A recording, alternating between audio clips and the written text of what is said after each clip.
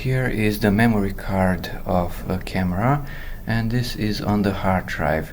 I want to move all these files from the memory card to the hard drive. So I click there, I select all of them, Ctrl X to cut it, come here, Ctrl V, and this comes up. Replace the files in the destination, skip these items, and let me decide for each file. Now in this case, what should we do?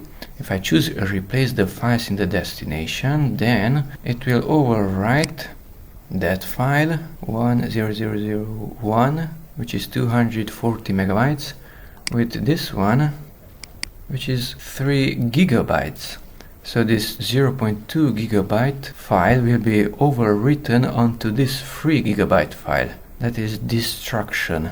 So replace the file in the destination is a bad idea. The next one, which is 2 at the end, is 38 megabyte.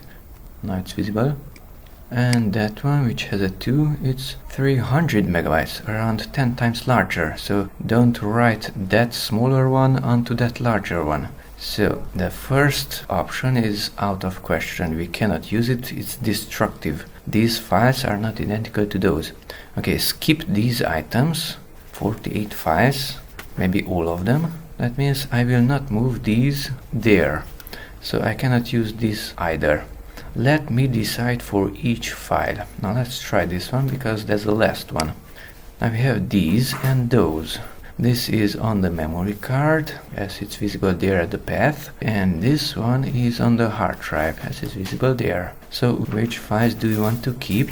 Well, I need both of them. So in that case, check that and it selected all of them, and check that and selected all of them. It selected all files from the memory card and all files from the hard drive, because there are a lot of them.